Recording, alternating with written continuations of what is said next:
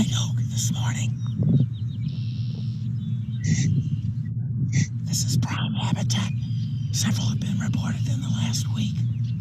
One just yesterday. But we have to move slowly, very slowly, and quietly.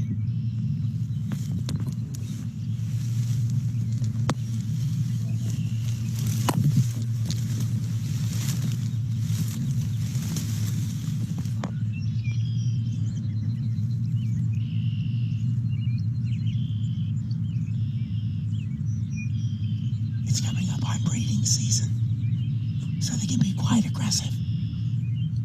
You always want to move upwind as you approach them. They have very keen senses. So here we go. Let's try to get a little bit closer.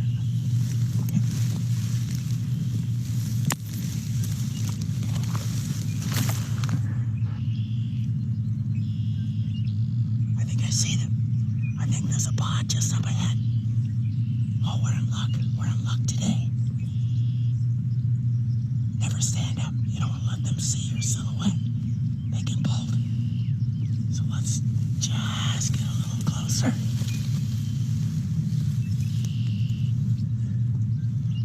There we go. Yes, yes, there we go.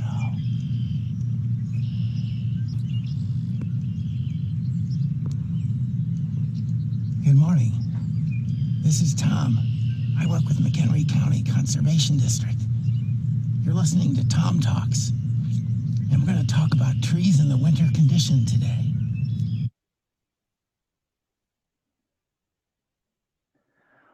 Well, welcome. My name is Tom, and we're going to talk about trees. Is everyone out there? I hope so. Yep. All right. I'm going to cover a lot of ground today. This is 2 hours, pretty intensive session. For those of you who are just starting out, what you might do is just sit back and listen closely and not try to take copious notes, because it just might not work very well. And you will be able to look at this video later several times if you wish to go over things in more detail. If you are more advanced in your knowledge at this point, then you can wait, and when I get to something that you've always had problems with, you can take notes on that or ask questions. Any of you are welcome to ask questions, and Jackie will field those and feed them to me as we go today. We've got over 60 people out there, I believe, by this time. So yeah, potentially lots of questions, which is good. So first of all, we're going to go over the parts of a twig. Twigs are something you've looked at your whole life but never really seen. And so we have to sort of take the twig apart and start to look at the parts that it's made of. And on the left is a shagbark hickory twig with a big football-shaped bud and these loose scales. And we call that bud at the end the terminal bud, and the scales, not oddly, the bud scales. Buds that are on the edge of the twig are called lateral buds. And what a bud is, what this diagram doesn't say, what is a bud? Well, a bud is an embryonic twig. So this twig, were it real, in the next few weeks, that bud would break dormancy and create another shoot, which is a twig plus more buds and leaves. So a bud is an embryonic shoot. And we have them arranged laterally on the twig and one at the terminus of the twig. Where the leaves attach during the growing season, when the leaves fall off, it leaves a scar. We just call that the leaf scar. I won't refer too much to the bundle scars, but those are just the vascular tissue, is usually in clumps as it goes in and out of the twig into the petiole of the leaf, and it leaves these little dot-like scars behind. Sometimes they're in interesting patterns in smiles and other shapes.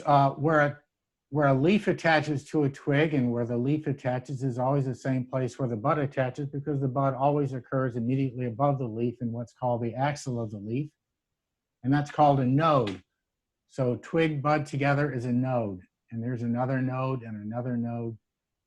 Where a twig stopped growing at the end of the year, if this is a twig we cut this year at the end of the 2019 growing season, this would be the 2019 growth. and this would be 2018 growth here, and this would have been the position of the terminal bud at the end of 2018. And that's usually pretty easy to see on a twig. There's a set of rings around the twig at that point, and we call that the bud scale scar. So let's go over this oak twig to the right and just name the parts as we go down. So what is that first part at the very end of the twig? Just looking across the diagram to the left, that's the terminal bud. As we go down, we're looking at a bud that's along the sides of the twig. That's a lateral bud. Now we're looking at the scar, the leaf left when it fell off. That's the leaf scar. What I didn't go over on the twig to the left are the lenticels. Those are breathing structures. So twigs are alive inside, and so they can't completely seal themselves off from the outside world, or the living cells would die, and so they have to exchange gases with the world around them, but they control that exchange by using these structures called lenticels. And as the bud scale scar on this oak is right where it's indicated, so that was where the growth stopped in 2018. Twig and leaf and bud arrangement. If you look on the left diagram here, you can see it's the classic alternate leaf arrangement. So remember a node is where a leaf or bud attaches to a twig. So here's one node, there's one leaf attached. We go to the next node, there's one leaf attached. The next node, there's one leaf attached, and the leaves alternate back and forth. When the leaves fall off, obviously, they leave the buds alternating, one, and then a terminal bud. And because these buds are, remember, embryonic shoots, when they break dormancy and start to grow, they create twigs. And so the leaf pattern is the same as the bud pattern, which is the same as the twig pattern. This is very useful in winter when you're looking up into the crown of a tree, because it's hard to see the buds, but it's easy to see the twigs, and the pattern made by the twigs will reflect the pattern of the buds, which reflects the pattern of the leaves. So here's an opposite arrangement where at each node we have two leaves, two buds. Again, leaf pattern is the same as the bud pattern, which is the same potentially as the twig pattern. Now in real life, all of these buds don't have to break dormancy and grow. If they did, twigs would be nothing, or trees would be nothing but a big ball of twigs. Instead, most of the buds abort, and only a few of them actually grow into shoots.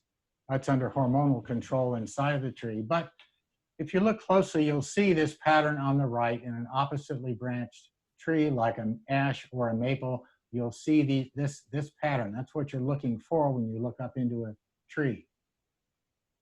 And then there's a sub-opposite arrangement, which is sort of a cross between the two.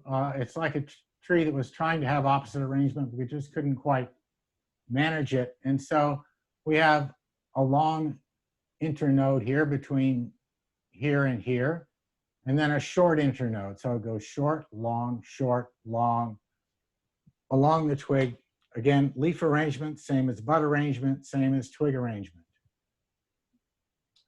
So we can look up into the crowns of woody plants in the winter, and with a little practice, see the summer leaf arrangement, even though the leaves aren't there.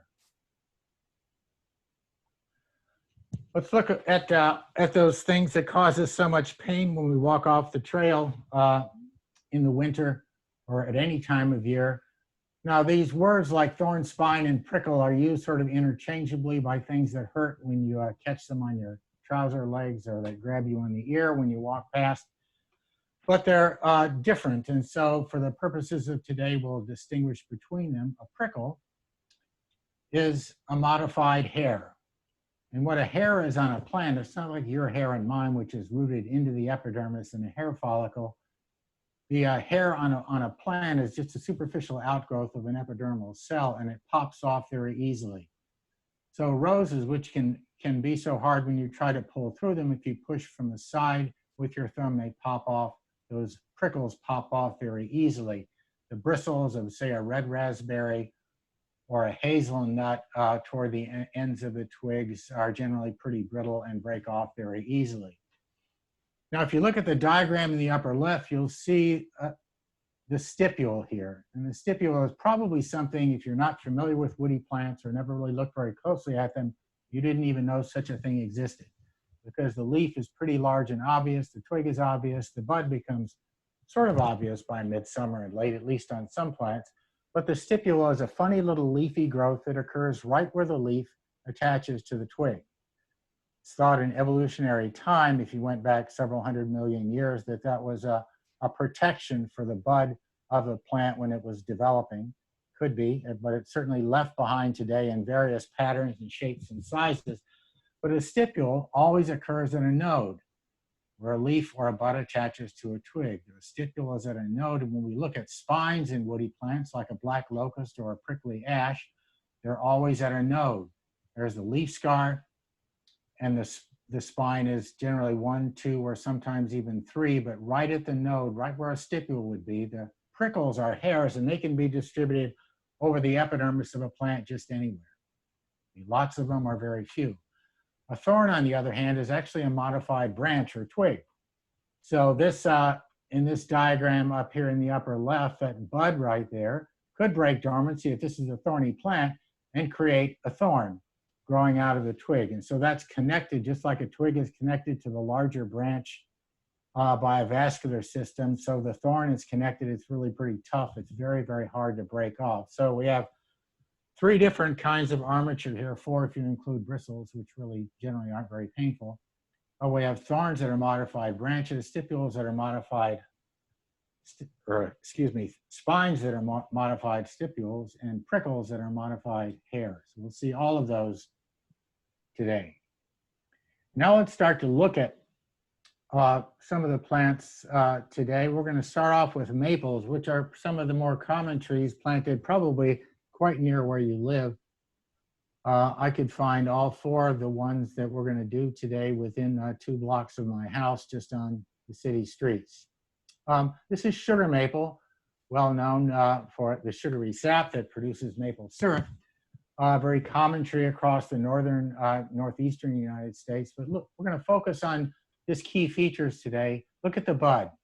The bud is pointed. Now this twig is fairly fine. The picture makes it look huge, but it's a fairly fine twig, a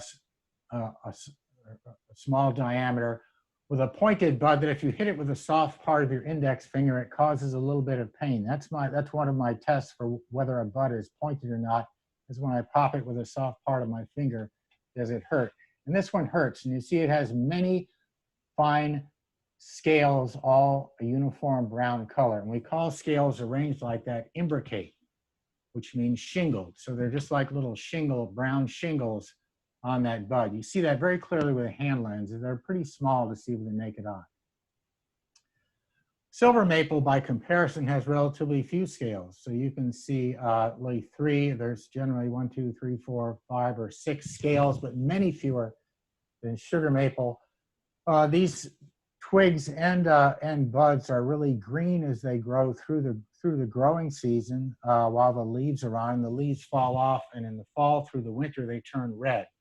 And this is characteristic of many parts of woody plants that turn red during the winter. I'll mention it with a number of species that they're green, turning red during the winter. What happens is the sunlight is inducing pigment formation in the plant part, probably an anthocyanin pigment that's induced by sunlight, so that the bud that looked green in August with the leaves on, by the time you see it in December, is bright red. Silver maples right now have these masses of flower buds on them behind the terminal bud here, particularly the ones growing here in suburbia. They've just finished pollen dispersal, is making my nose drip for the last 2 weeks. And as I think I said, I hope I said, all maples are opposite in arrangement. Now let's look at Norway maple. Now this was always a problem for me when I started off, but this one, the leaf looks a lot like sugar maple, but if you look at the buds and the twigs, it's really nothing like sugar maple. Look at the buds, they're big bulbous buds. Again, green during the summer, turning this sort of deep purple color during the winter, relatively few scales, very, very different from the sugar maple buds you see there. And finally, box elder. For those of you who know a little bit about woody plants or a lot, box elder is pretty familiar. The twig is one of the easiest to identify in the winter. It's green during the growing season, turns purpley during the winter, and then is often covered with a white waxy substance.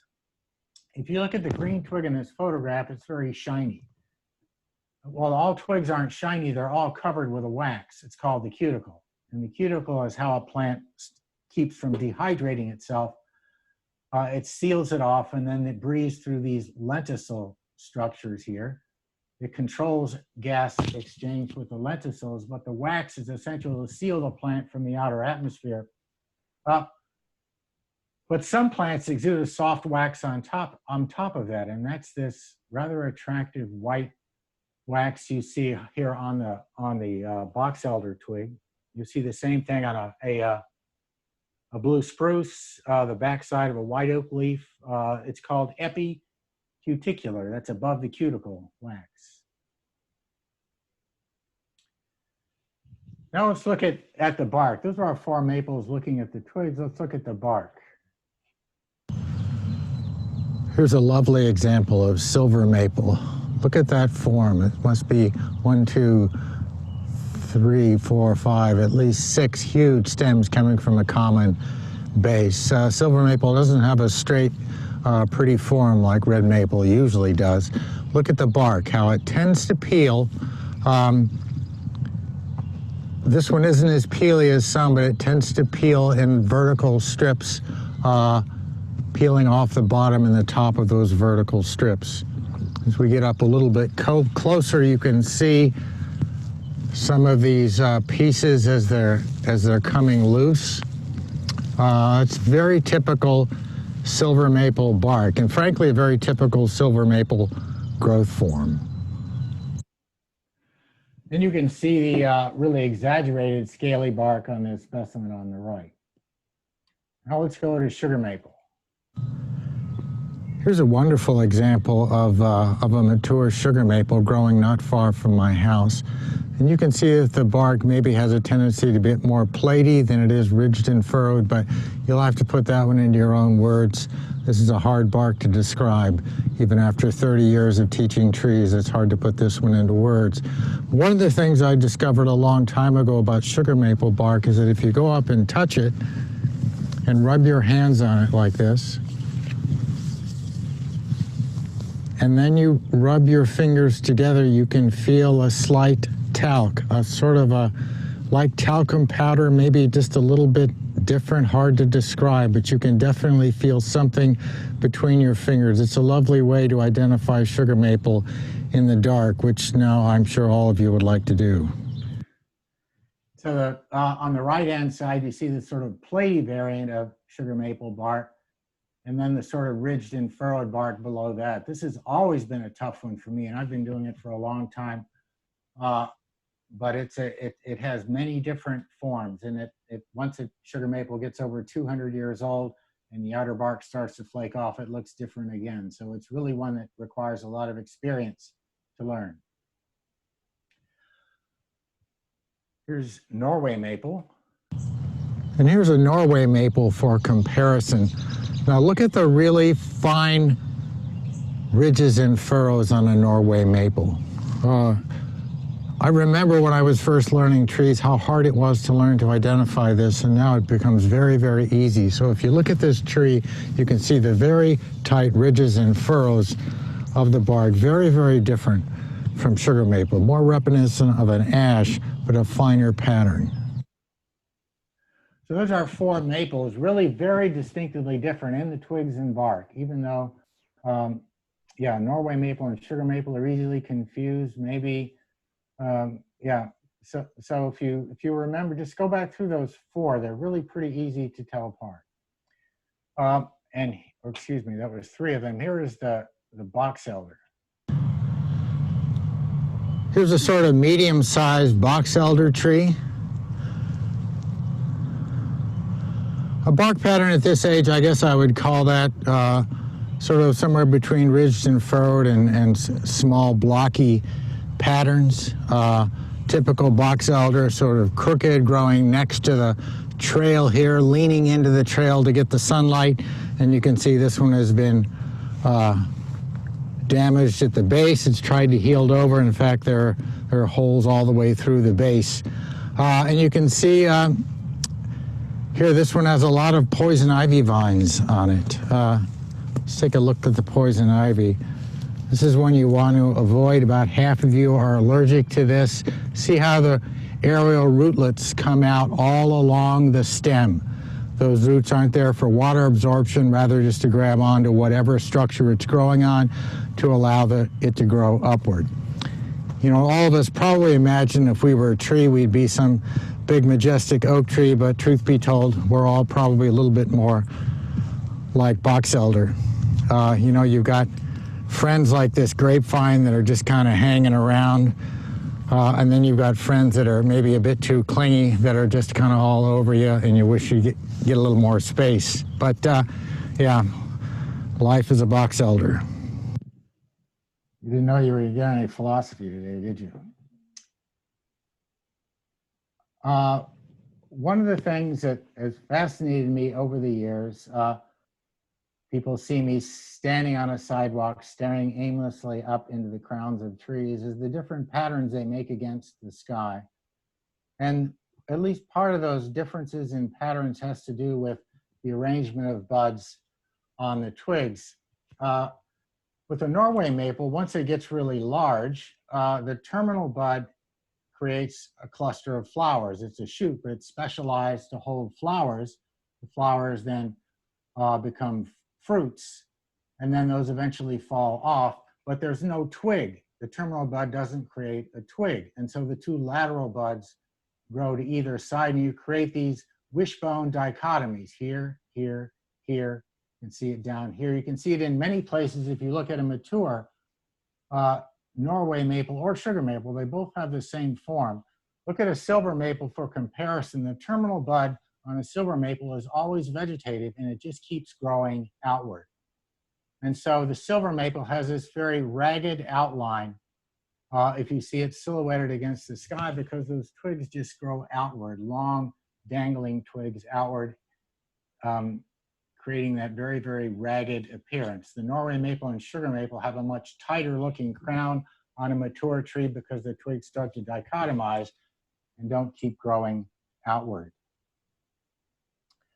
Let's look at the ashes. Unfortunately, ashes are becoming quite rare in our area. The emerald ash borer has really hit both of these species hard. These were formerly the two most common species in our area, but I haven't seen a mature ash tree, mature meaning over 6 inches and capable of reproducing, in several years now, other than in the cities where people are sometimes injecting them with the insecticide. Ash trees have a big compound leaf with 5 or 7 leaflets, and when a tree has a big leaf, it has to have a big leaf scar. It has to have a big point of attachment. So you have a big U-shaped leaf scar on a white ash. It has short, blunt buds, and it has fairly stout twigs. So the big leaf scar and the stout twigs are just characteristic of plants that have big compound leaves. And an interesting thing about white ash, and quite a contrast with green ash, is the angle the leaf scars form. So if you look at a white ash, the twig looks knobbier because the way the leaf scar comes out, and the two leaf scars form about a 90-degree angle. In this case, just a little bit more than 90-degree included angle between the two leaf scars. When we look at a green ash for comparison, it's a much narrower angle, probably something less than 60 degrees generally, or sometimes much less than that. And the twig doesn't look nearly as knobby by comparison. The leaf scar itself is a bit more D-shaped. It's not a deep U surrounding the bud. Some of these are a little bit crescent shaped at the top. Here it's a pretty classic D-shaped leaf scar. These two are, you know, when we used to have these very common in the flora around here, young trees growing in the shade are always hard to tell apart. The leaf scars and the angle of the leaf scar wasn't nearly as easy to see on a young tree as it is on an older tree. But with practice, you can learn to tell the two apart. Unfortunately, we may not have a lot of practice on green ash in the future. Well, let's hope it comes back when the green ash or the emerald ash borer gets finished. That's just the angle of the white ash by comparison. Ash bark has such a regular geometric pattern. It reminds me of a chain link fence or a chicken wire fence.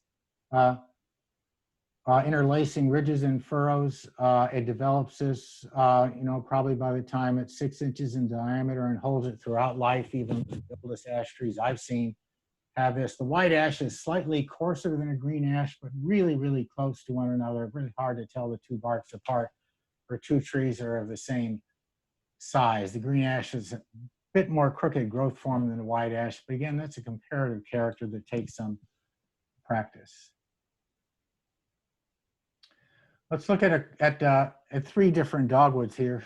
First of all, are two dogwoods that are red in color, and from a distance, you'll probably call them both red stem dogwoods, but they're 2 distinct species. One we'll call red twig or red stem or red osier dogwood, and the other is pale dogwood. We'll look at the red twig dogwood first. We're going to focus on the epidermis of the young branches, which is a smooth, generally brighter color, and its lenticels are like dots. Remember, the lenticel is the breathing structure through which the twig exchanges gases with the atmosphere. Here, a slightly darker color, but you can see the lenticels are dot-like. Again, on this one, again, a slightly darker color, but those dot-like lenticels. Let's compare that to the pale dogwood, which the twigs at the end are uniformly covered by this red epidermis. It's generally a more somber, deeper red color. And then within a couple of years, it starts to split. Like it gets too big for its britches, and the epidermis splits, and it develops these sort of longitudinal openings that get wider and wider, and the twig gets more and more brown. It's really the corky true bark developing under the epidermis that's showing through. Oh, one thing I wanted to show you, I'll come back to it later when we look at viburnums. Look at the bud of the red twig dogwood. It's like 2 praying hands. It's called a valvate bud arrangement. Remember, with the sugar maple, it was an imbricate arrangement like shingles. Here's a valvate arrangement, or like praying hands. So let's look at gray dogwood next. Now, the 2 red stem dogwoods are generally in wet places or near wet places. I mean, you can grow either one in drier soils, but in nature, they tend to occur in areas where the soil is at least seasonally wet. The gray dogwood is comfortable almost anywhere. It's generally in the upland, not too near the water, but it will grow practically anywhere in the upland. The gray, if you can see, it's a 2-tone color, and the gray is down below. The bark that's over a year old turns very gray in color, but the first-year twigs have this reddish-brown color, which makes it look sort of 2-tone in winter. Here you can see that little valvate bud at the tip of the twig. The buds are very small on gray dogwood, not quite as easy to see as some of the other dogwoods. Very fine twigs, relatively small leaves for a dogwood. But all of the dogwoods that we're going to do today are opposite in arrangement. But I wanted to show you a weird thing that sometimes happens. This is a gray dogwood. It's along the Prairie Trail. I was doing my phenology walk. I think it was just this last Monday. And you'll occasionally see a dogwood that will have alternate branching. I know you're thinking to yourself, pulling your hair out and thinking, why? Why doesn't nature stay true to itself? But this is what makes looking at plants endlessly fascinating. You've never seen everything. And here I see a gray dogwood. The other parts of this same plant were opposite as they should be, but there was a spontaneous mutation in the terminal bud, and everything from there on was alternate in arrangement. A good lesson that when you're looking at plants, always back up and look at the whole plant. Don't find yourself focusing in on one little twig or one little bud. Look at everything and then focus in on the details to make sure you're looking at something that's typical. This is not typical of gray dogwood. It's very, very unusual. And with the red stem dogwoods, we have, if you look at twigs that are more than a year old, so 2-year, 3-year-old twigs, and slice them open with your pocket knife, you'll see that the pith of the red stem dogwood, here's that brighter red color, and the dot-like lenticels is white. Whereas in the pale dogwood, you have that more somber red color. You can see the epidermis splitting here, and the pith is brown. once you learn those characters, these two are pretty easy to tell apart. Nannyberry is a viburnum. And viburnums and dogwoods are pretty easy to tell apart in the summertime because the viburnum leaves have little teeth along the edge and the dogwoods lack any teeth. There's some other differences in the leaf. But in the wintertime, they're a little bit harder. Both of them have valvate buds, or at least many of the viburnum species have valvate buds. And nannyberry, which is our most common native viburnum in our area, the buds are valvate, long, skinny valvate buds with an interesting sort of purpley gray color. I'm not aware of any other plant in our flora that has that color of bud.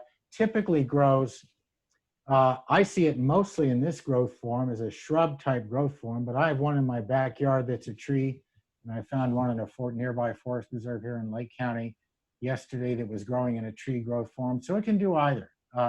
Where it's burned back to the ground, like in Glacial Park, it tends to grow as a multi-stem shrub.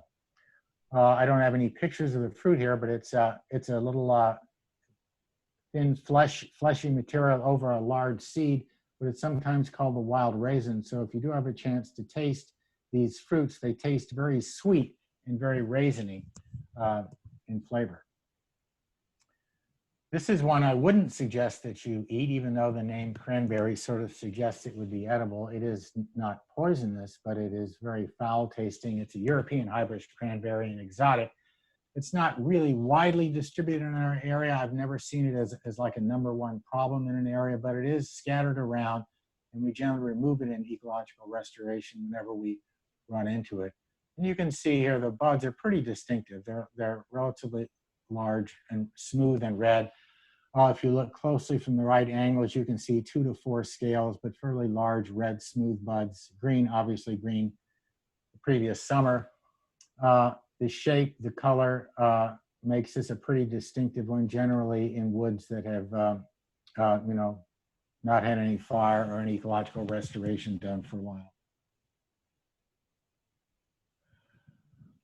Subopposite arrangements. Really, we just have the buckthorns in our area that are subopposite. If you go to the Ozarks, where I was a few years ago on a little tree vacation of mine, you'll find the native alderleaf buckthorn there. It's a little odd to see a buckthorn as a quality native shrub. The only buckthorns we have here are the Eurasian exotics. This is the common buckthorn, which is probably 98% of the buckthorn we see in our area.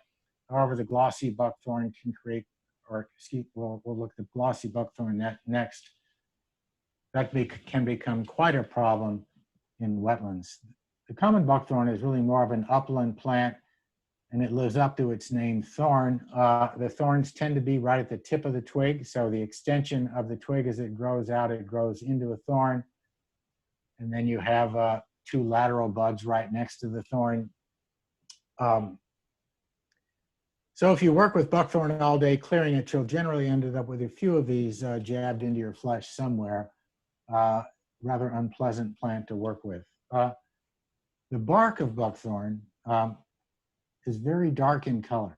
A lot of people will say it looks like cherry, and superficially it does. We'll look at black cherry in a minute. It has a sort of burnt potato chip pattern.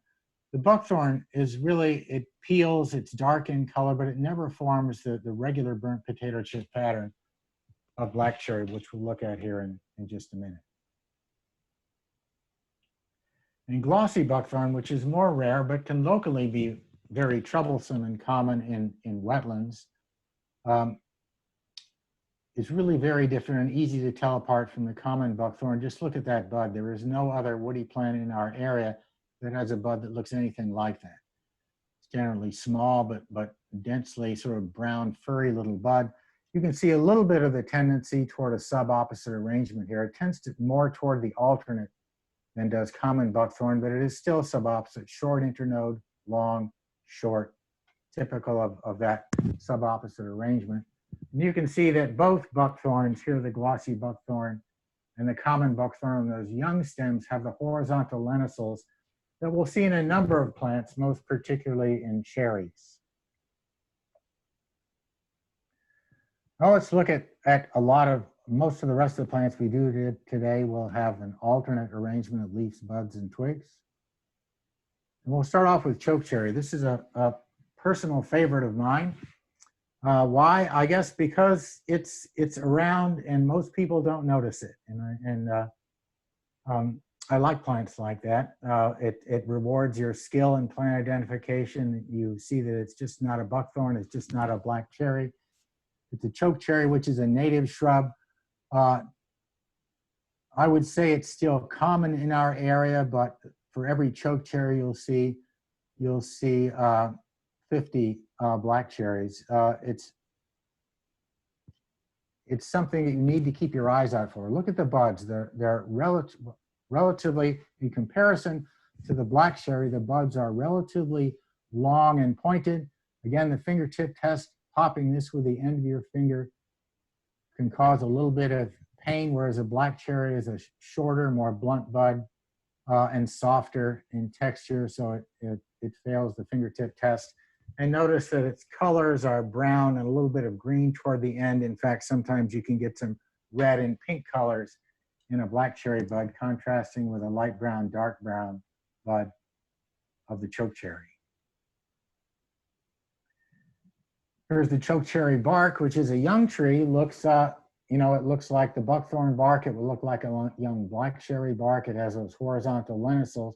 But look as it gets larger. Now, you don't often see this in our area because if we're burning in our conservation areas and you burn it back to the ground every year or two, it never gets very large. It pops up again. The fire doesn't hurt it, but it doesn't allow these large stems to develop. And you see that along with the horizontal patterns, you also have these vertical lines developing.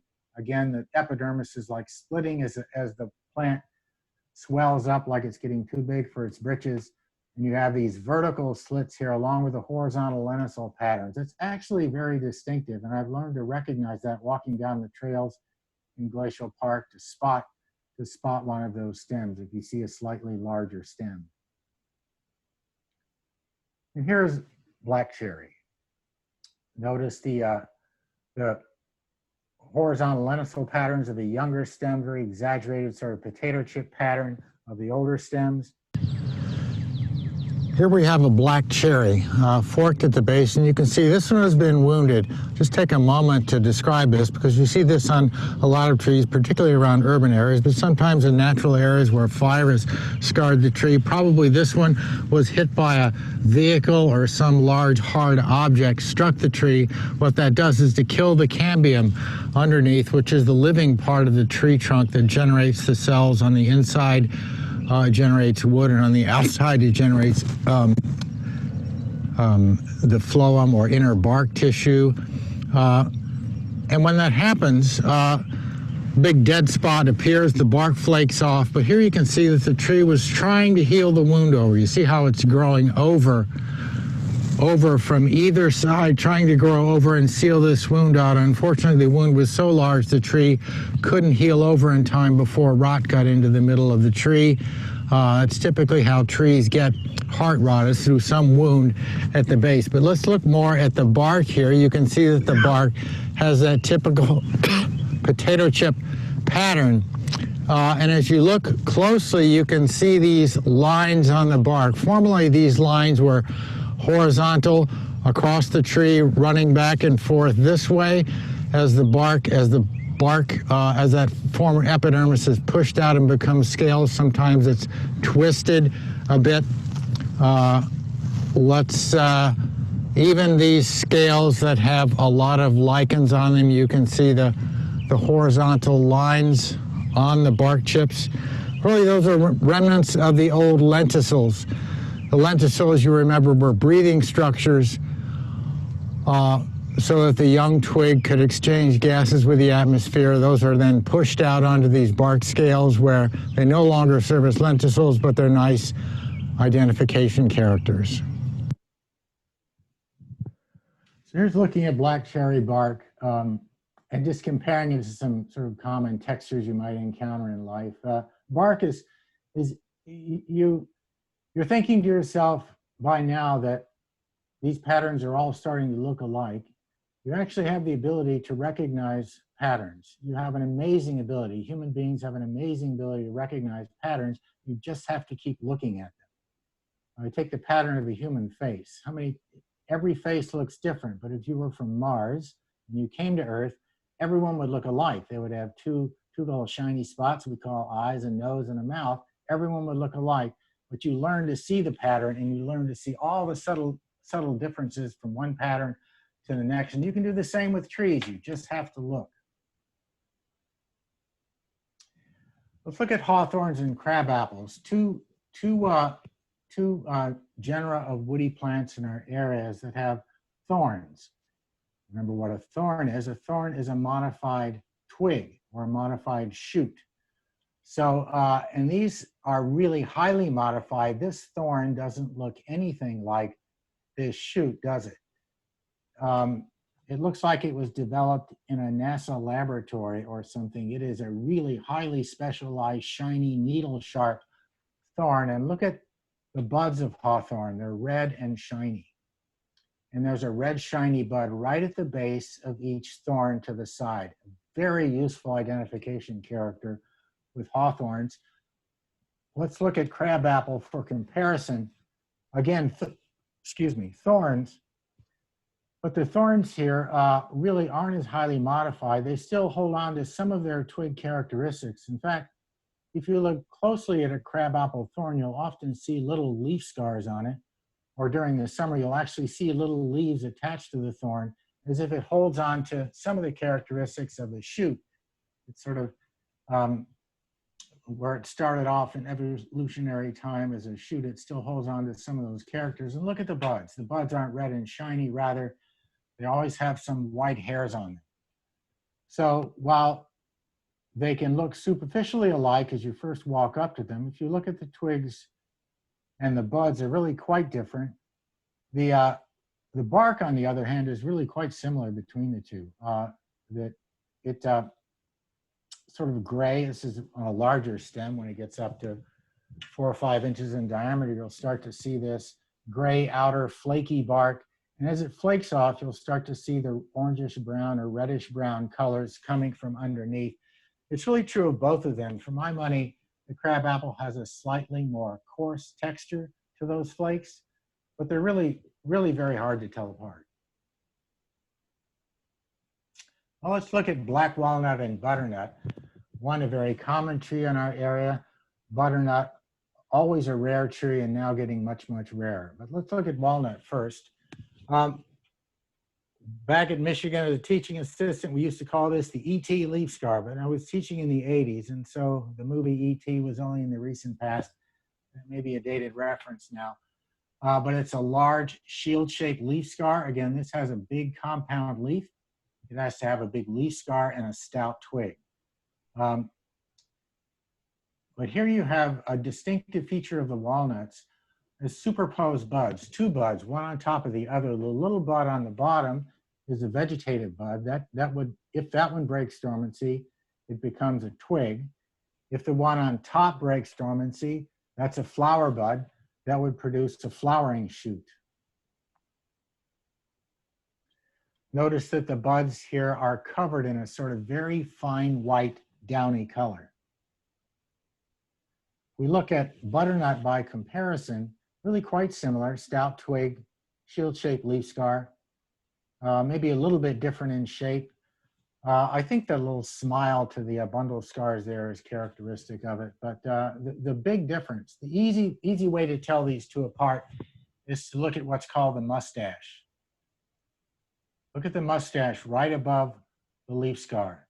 A little fuzzy raised ridge above the leaf scar, and you see it over here too. That's always absent on black walnut, always present on butternut. The bud is a little bit longer, otherwise similar light color, very fine white downy surface. So if you find a butternut out there, you're sworn to tell me about it because these have become exceedingly rare. They were always rare, but canker disease is pretty well eliminated from the region. There are still a few individuals left here and there, maybe some we don't even know about right now, but this is exceedingly rare. I always used to say on days when I walked in the woods and saw a butternut tree, I was always a good day in the woods. I still have good days in the woods. I haven't seen a butternut tree in a long time. Let's look at the bark of the two. excuse me. Let's look at the twigs next. We have a very distinctive figure.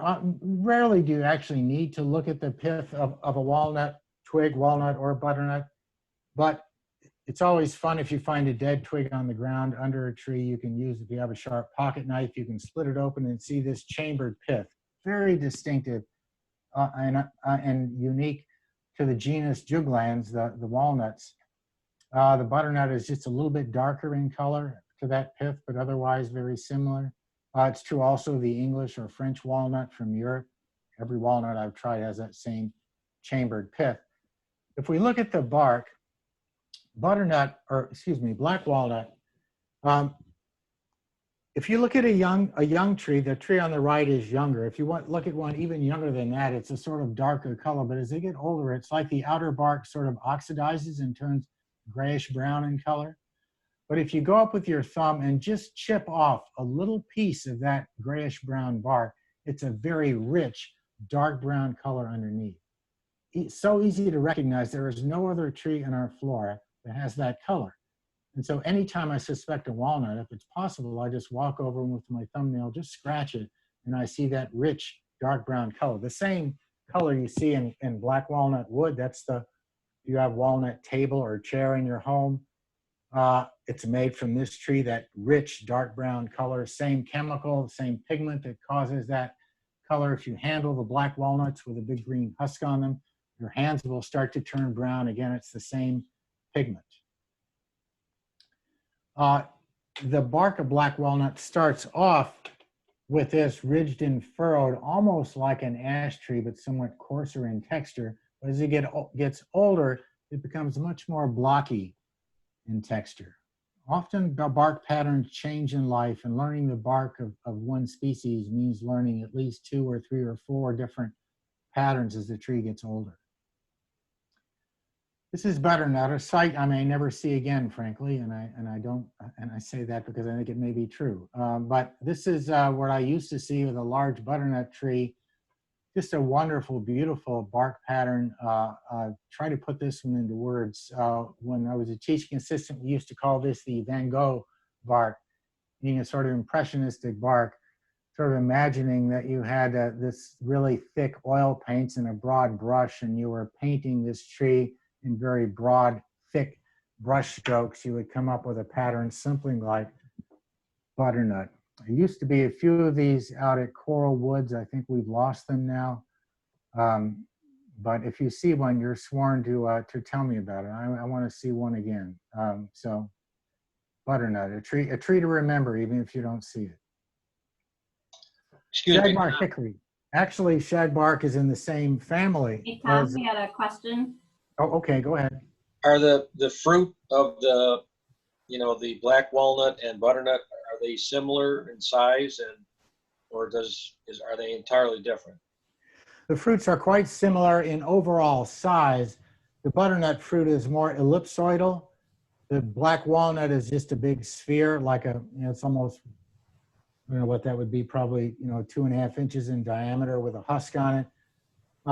The butternut is similarly large, but much more ellipsoidal in shape, and the nut itself is more ellipsoidal in shape than the nut in the black walnut. And if you look closely at the two nuts, the butternut has a much rougher outer, the butternut nut, the actual nut, not the husk, the nut has a much more rough texture. The ridges, the hard ridges are much sharper than they are in the black walnut. So it's pretty easy to tell the two apart if you get either the plant with the whole fruit with a husk on it, or just fragments of the nut under a tree. They're pretty easy to tell apart between the two. Here's the shagbark hickory. When we look at two hickories, they're both in the same family of the walnuts, in the Jugulandaceae, the walnut family. They also have big compound leaves, so they have big stout twigs and fairly large shield-shaped leaf scars. The hickories lack that superposed buds. They simply have one lateral bud.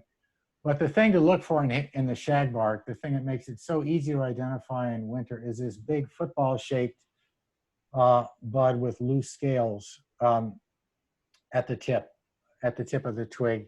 very easy to identify.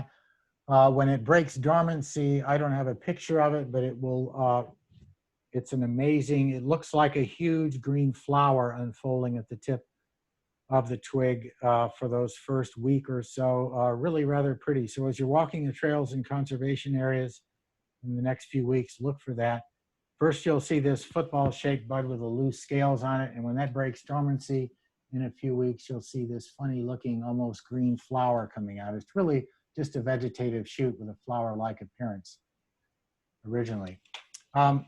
Here is the bark of the young hickory, which doesn't look very shaggy at all, but here's the mature hickory tree to the right. Here's a nice mature shagbark hickory. See how the bark flakes are vertical in orientation and peel off, mostly on the lower and sometimes on the upper side. Very, very easily identified tree just by this bark pattern. But let's get a little bit closer and look at the smaller patterns on the tree.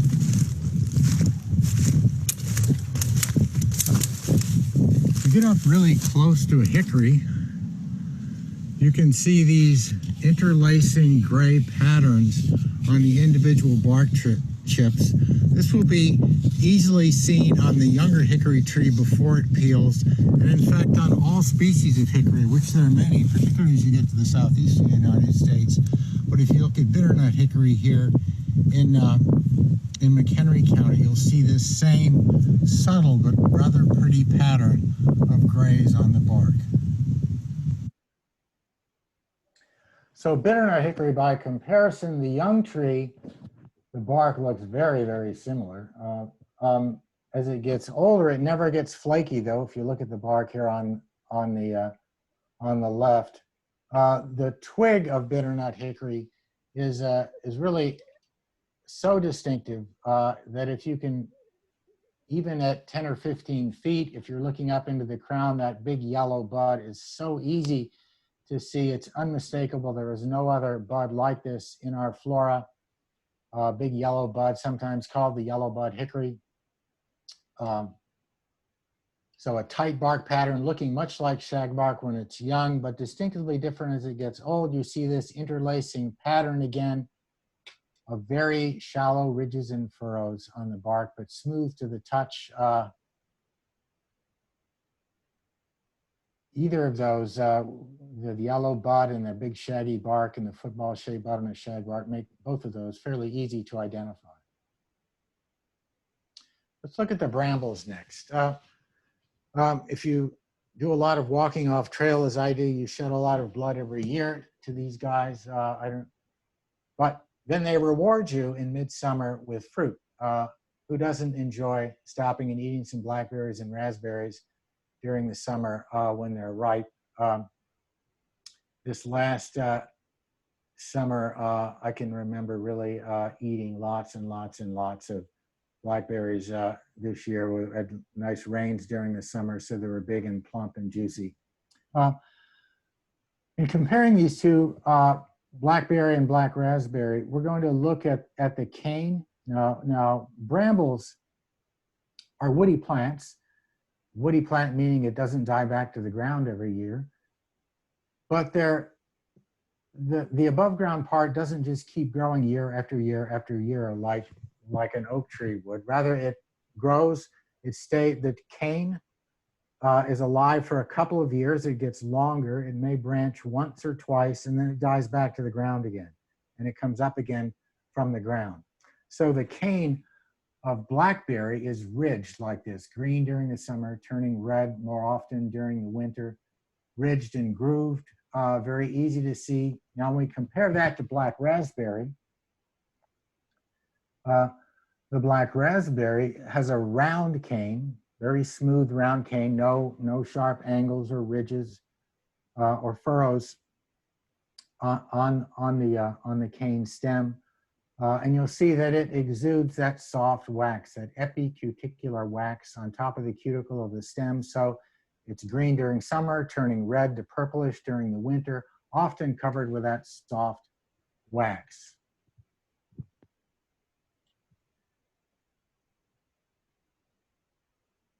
Black or a red raspberry by comparison is much rarer than the other two, but I've actually seen this quite commonly in dry white oak woods in McHenry County. It's a low growing plant. You can see here, remember the brambles just have prickles. So black raspberry and red raspberry, or excuse me, blackberry and black raspberry have prickles. The red raspberry just has these bristles, really simply modified hairs. So these don't poke, at least I've never had one stout enough to poke through my jeans or trousers. No bloodshed to red raspberry. Easy to recognize by its growth form. The twig tends to turn reddish during the winter, and it does have a little bit of that white waxy bloom. Can't really see it well in these two photographs, maybe a little bit in this central photograph. It has a white waxy bloom similar to the black raspberry. Now when you, look at these in the field, the black raspberry arches up around head height. So the canes come up, they arch, and black raspberry will get all the way up around your head. So as you walk through a black raspberry thicket, you can catch these things on your ears and your face. Really hard to force your way through a blackberry thicket. The black raspberry canes generally arch around belt high or knee high, not nearly as dangerous as you walk through them. The prickles are a bit smaller and weaker, so you can force your way through a black raspberry thicket. And then red raspberry is generally the lowest of the three, and not a problem at all to the walker in the woods.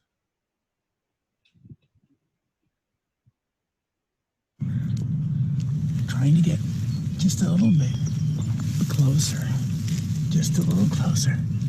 Move slow, stay low, move quietly.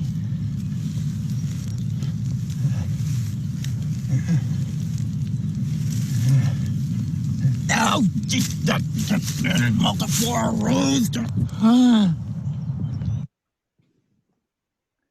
It's time for an intermission. So take 5, stretch your legs, get a glass of water or any other thing you'd like to drink, and I will see you back here in about 10 minutes.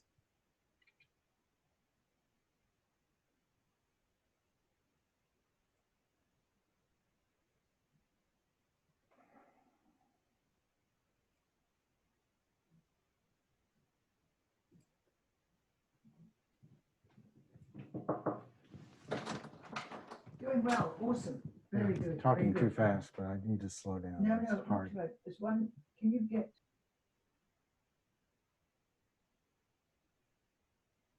raise this a bit? Then your head, you won't be looking down. Sometimes you're looking Yeah. up a bit. It's nicer. Okay. I can put a yoga brick under it if you think that would make a difference. Whichever Oh. you think. I'll get you one. Okay. Just I just don't want to.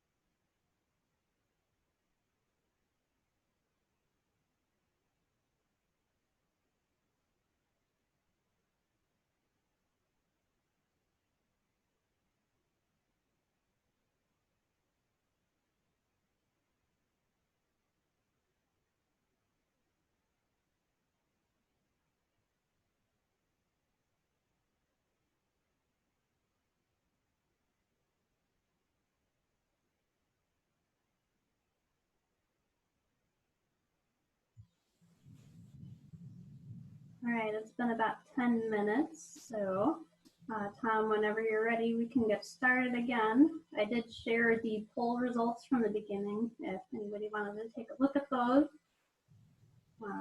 Looks like we got a couple people that are brand new and a lot of people that are pretty decent with common plants.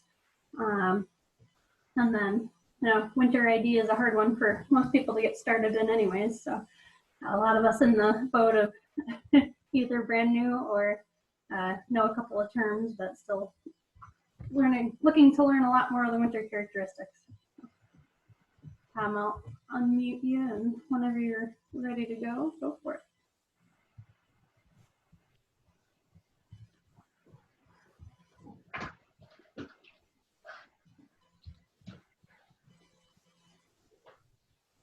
And now it's time for part 2 of Tom Talks, Trees in the Winter Condition. If you can stand the suspense. The guy thinks he's a Harrison Ford, I think. We're going to do oaks, which is, everyone's favorite in our region. We have 4 really common oaks. Swamp white oak, which is very rare. It'd be a 5th one, very rare in McHenry County, somewhat more common, not far from my house here in Lake County. We'll just do the 4 that are common in McHenry County: red, the Hills oak, white, and bur oak. We'll start off with red oak. First of all, with oaks, we always have buds clustered at the tip of the twig. Here you can see 1, 2, 3, 4 buds clustered at the tip. 1, 2, 3, 4, up to 5 buds clustered right within the last, it's probably 1/8 of an inch of the twig.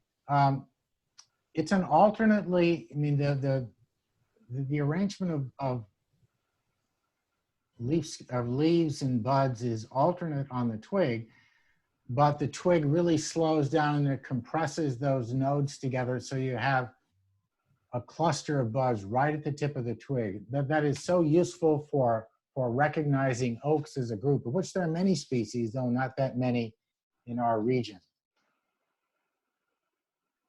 The red oak has a relatively long bud, typically without any hairs or just a few hairs, red hairs or white hairs at the end of the twig. The typical bud is a chestnut brown color. If we look at that in comparison to the Hills oak, and Hills oak is sometimes called northern pin oak. It's sometimes called scarlet oak.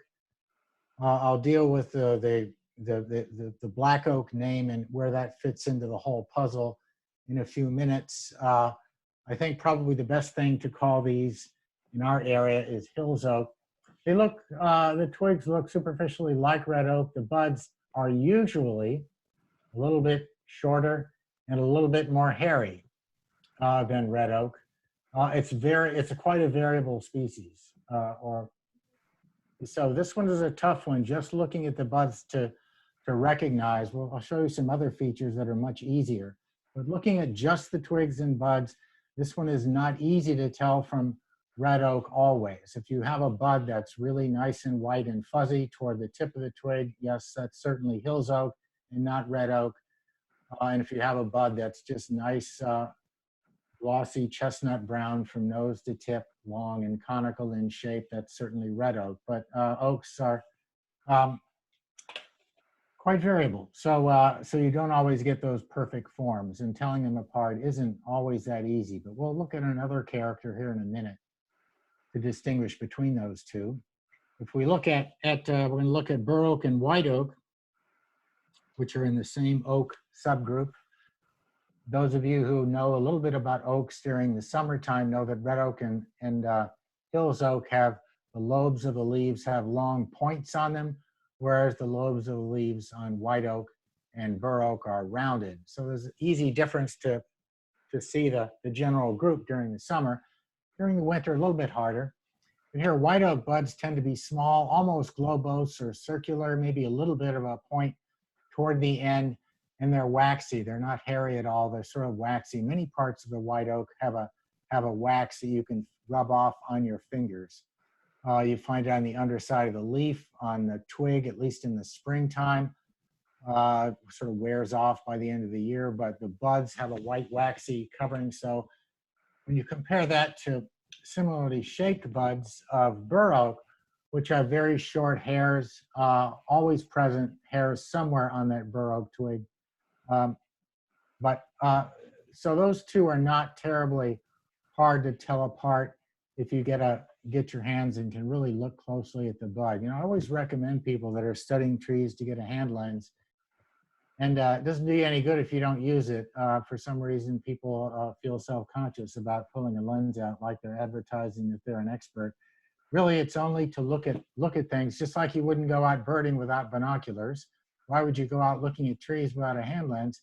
You're just robbed of the really fine details in nature, which was just as pretty as the large patterns in nature.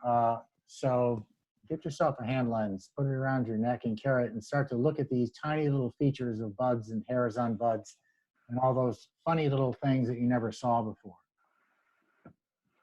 If we look at the acorns, the reason I include the fruits here, because oaks are sometimes it is hard, even for me. Sometimes I'm looking at a tree and I'm not really sure. Is it a Hills oak or is it a red oak? Well, if you look at the acorns, now this falls on the ground and by the next spring, this nut is pretty well rotted away, but the cap is much more rot resistant, and that will last for several years.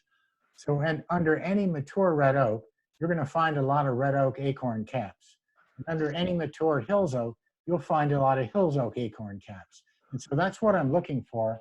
If you ever walk past and you see me on my hands and knees scrounging around the ground, I'm not looking for lunch. I'm looking for acorns, probably in acorn caps. You see it's a fairly large acorn with a flat beret-like cap on it, where if you look at the Hills oak, it is more conical on the stem side of the cap. It's a bit thicker. It covers about half of the acorn, so it's a more deep bowl-shaped, flat beret-like cap, bowl-shaped cap with a sort of conical top to it. They're actually very easy to tell apart. On Hills oak, you'll start to see sometimes just a few of these scales loose up and a bit of a loose fringe around the edges. If you look in the books, they'll tell you that they shouldn't be any loose fringe, but on Hills oaks in our area, you can find a few loose scales usually, particularly as the nuts dry out. White oak caps are easy to recognize because they're so darn knobby. Look at it. These caps are made up of individual scales, and the scales in this one swell up into these large bumps. And so the cap is really very bumpy to the touch. The other two, the scales are sort of flat.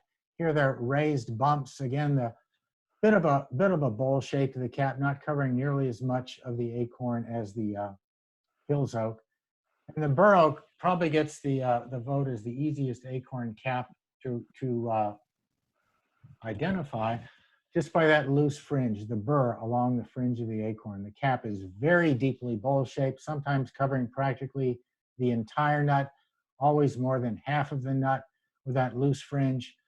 If you scrounge around under a bur oak tree, sometimes if there wasn't a good acorn crop in the previous year, it's hard to find a whole cap, but even a tiny little part of a cap with just a little bit of that loose fringe, it really can't be anything else. There is no other fruit or acorn in our area that has that pattern of scales with a loose fringe. So I don't do it quite as much now as I did 15 years ago, but I was doing ecological surveys where I have to identify every single tree in a plot.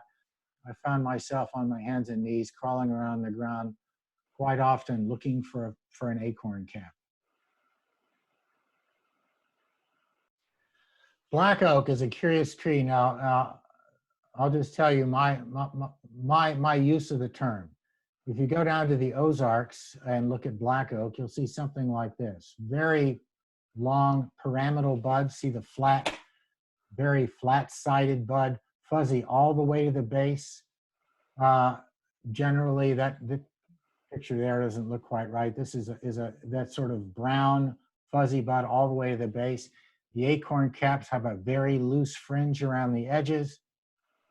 And if you have a pocket knife and core into the inner bark, it has a really bright orange color. That combination of characters is very hard to find in the Chicago area. I tend not to see black oaks in McHenry County. Other people will see a tree with a little bit of a fringe on an acorn and call it black oak, or a bud that's a little fuzzier than another one and call it black oak. I tend to think they're all one population, a variable population. I think the best name for those is Hills oak. But I just wanted to show you black oak for comparison. This is what you would look for if you were looking for a black oak. Long pyramidal buds, very fuzzy tip to base. Latin species name is volutna or volutinous, meaning brown fuzzy. That really fringed acorn cap, and if you have a pocket knife, that really bright orange inner bark.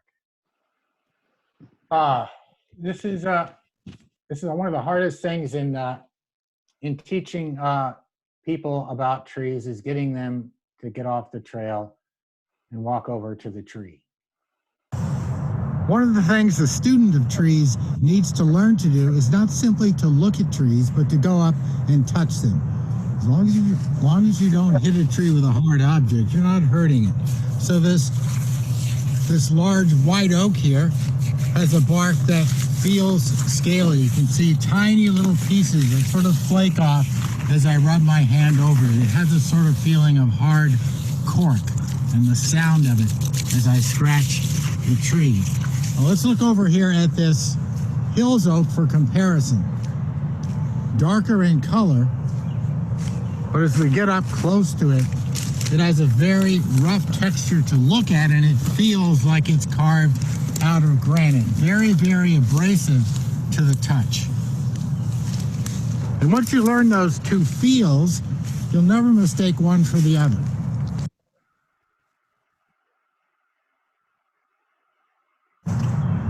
Now off to my left here is a white oak that beautifully shows that shedding outer bark that often happens on large white oak trees. Let's look a little closer. Oh yes, it's a perfect example here. Look at the fungi. Look at the fruiting bodies of the fungus here. This is the fungus that actually causes the outermost bark to shed, leaving this smooth, slightly flaky surface. If we look down, we can see here is the mature, what you typically see as the mature bark pattern of the white oak. Now as we back up, you can see how that bald patch sits there right about head height, going up maybe to about 8 feet over the ground. And then we start to pick up the coarse bark pattern again up here. Perfect example of that phenomenon. And here's a bur oak that shows exactly that same phenomenon. Now look at that coarse, deeply furrowed bark above, and then the bald patch below. Let's look a little closer. Again, here is that fungus. Tiny little fruiting bodies. Can you see it? Same fungus, causes the same phenomena. In this case, we have this really deeply furrowed bark up above, this relatively bald patch below, and then if we look at the paired stem on this forked tree, you can see that coarse pattern almost all the way to the base. Here's the white oak bark, again comparing it to some sort of non-living textures you might see, the peeling paint. Bark is a really complex substance. It's made up of phloem tissue, which is vascular tissue that once it's not used anymore by the tree is just pushed out into the bark. There are cork cambium layers in the lower part of the outer bark that are generating cork cells and stone cells, and all that is being pushed outward. And the pattern of how it flakes apart as it gets to the outside is what you end up seeing. With a white oak, it reminds you a bit of peeling paint. Here's red oak, which the interlacing ridges and furrows, some people call red oak bark ski-trailed. I was never a skier, but those silvery ridges that sort of are swish up and down. The trunk reminds me maybe of a braided stream on the left, or the patterns of windblown sand on the right. And Hills oak and black oak would look identical at the base, a more blocky texture that looks a little bit more like dried mud to me. any sort of comparisons and ways that you can start to get a handle on these bark patterns and imagine what they look like to you will help you to start off with. Looking at oak bark a little more closely, on the left here you see a little fragment of bark. Now I've frequently found old logs lying in the woods and gone over, and you'll take off a little bit of the bark that hasn't completely disappeared, and you break it, and you see these little white dots in it, which I assume are old phloem tissue, the vessel elements of the phloem that have been pushed out into the bark, which you don't see in most trees.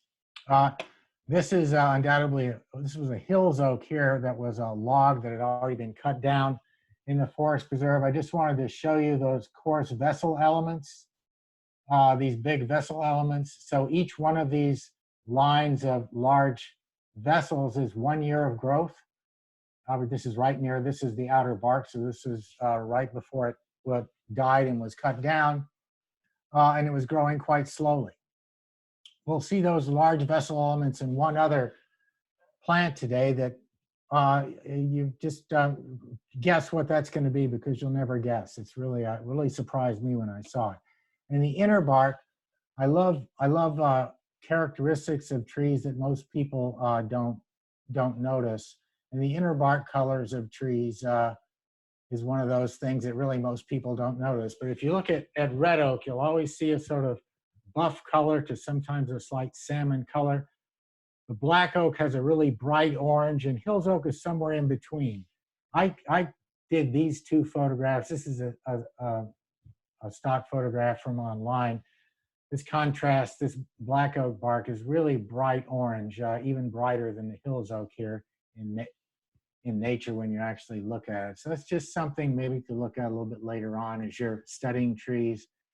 I want to see some of the finer characteristics. The form of bur oak and white oak. Now they're both big spreading oak trees, beautiful big spreading forms, but the bur oak develops these corky twigs, and so very early in its life, the twigs start to get thicker, and silhouetted against the sky, they start to look different than the finer twigs here in this white oak. So let's just look at this comparison. What I'm going to try to show you here is the difference in the silhouette of bur oak and white oak. Here we got two big bur oaks growing in a probably somewhat poorly drained area of a woods. You can see that where the water has cut trails through the leaves right in front of that pair of big bur oaks. Now we're going to pan upward to see what that bur oak crown looks like against the sky. The branches typically look heavier than white oak against the sky because they have that early bark development, that cork development that white oak lacks. Now we're going to pan over and look at the white oak. We're going uphill, better drained soil, typically where you find white oaks. Now we're going to go up the white oak. Can't see colors because you're silhouetted against the sky. And there is the white oak crown. Now this, as I used to tell students back in Michigan, this is graduate school here. This is not your introductory day in Trees 101. Now you're getting into graduate school seeing this quite subtle distinction sometimes. There's a white oak, and there is the bur oak.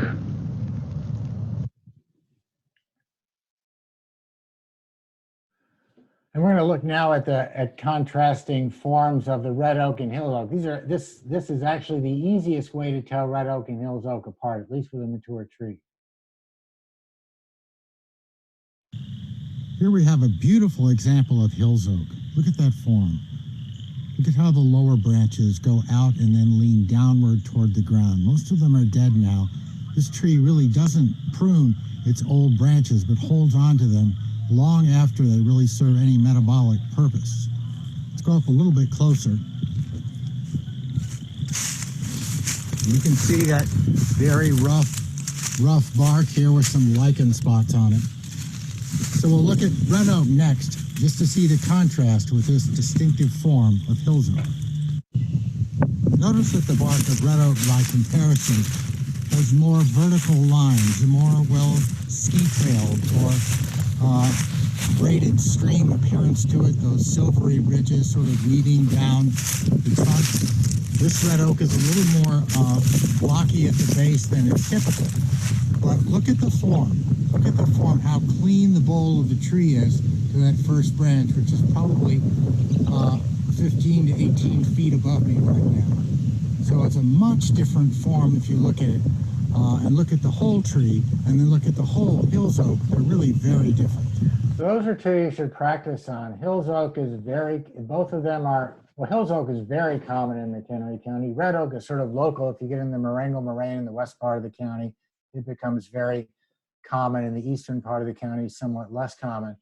But if you start to work on those two, look at the form. The form is very distinctively different. Now let's look at the elms. Even though Dutch elm disease came through and took out a lot of the bigger American and slippery elms in our area, elms still reproduce. They're still around as small to medium-sized trees, occasionally getting to large sizes. So they're still around in our flora, still quite common. There are a couple of things to look at with elm twigs and buds. They're obviously alternate in arrangement, but look at how the bud is off kilter. It's not sitting symmetrically above the leaf scar. The twig is going off in this direction, the bud in this direction. So they're asymmetrical in their orientation and they're brown, a sort of chestnut brown color. Let's compare that to slippery elm, where the buds are again sort of off kilter, not symmetrically sitting above the leaf scar. But look at how these are almost black at the base and then sort of red fuzzy at the tips, again here also. So if you look at the two plants up close, the buds by midsummer, those buds are fully formed and easy to use identification characters. They're really easy to tell apart. The twigs tend to be more gray on slippery elm and more brown on American elm. So brown twig, brown bud, gray twig, black basal scales, and red tips to the slippery elm buds. Once you learn those characters, they're much easier to tell apart than the leaves, which are different. And maybe we'll do a workshop on trees in the growing season later on this year. But actually, the easiest way to tell them apart is look at the twigs and the buds, or at the bark, and we'll look at that in just a minute. Here's this Siberian elm, which is a Asian species of elm that was brought in and planted widely when Dutch elm disease eliminated American elms through urban areas all over the eastern United States. Siberian elm, to my eye, is not anywhere near as attractive as American elm. But it's around today, particularly in weedy places and waste places around the edges of cities and natural areas. You can find Siberian elms growing in fence rows. They take care of themselves. They're around. Typically you have these red flower buds. By this time of year, they're like beads along the edges of Siberian elm twigs. Siberian elm twigs are probably half the diameter and twice as many as either slippery elm or American elm. So the tree looks almost hairy. It's got so many fine twigs and now beaded with those little round BB or a little bit larger than BB sized flower buds. Very easy tree to all three of those very easy to recognize by the twigs, but also by the bark. Elm bark is, American elm's bark is very soft and corky. So this is one where you never want to miss the chance. I still do it, even though I've done it 1,000 times. I go over if there's one near the trail and I push on it to just feel it give under my thumbnail. I don't know, I just get pleasure out of those characteristics. It has alternating corky layers in the bark, very soft corky layers. So there's light and dark alternating layers, very easy to see. Once you really learn that, you can see it without even breaking a chip off. You can see where the lighter colors and darker colors are exposed, even without flaking it. But just flaking off a little bit of the outer bark doesn't hurt the tree. With slippery elm bark, maybe a similar appearance, but I think really quite distinctive. The bark is just very gray, very homogeneous gray colored on the outside. And if you take a pocket knife or even your thumbnail and scratch it, you'll see this sort of reddish brown color, very different from that deep burnt brown color of black walnut. And it's homogeneous through the entire layer of bark. So it doesn't have those alternating layers of American elm, rather it's a homogeneous red-brown color. So the two are pretty easy to tell apart by bark. Siberian elm, which this one was growing not far away from my home, been taking a lot of walks in the suburbs lately. The bark is not particularly distinguished, probably could look, I suppose, outwardly like either American elm or slippery elm. If you took a knife or a hatchet, not recommended on somebody else's tree, but if you cut into the bark, you'll see that there are alternating layers, but the bark is very hard to the touch.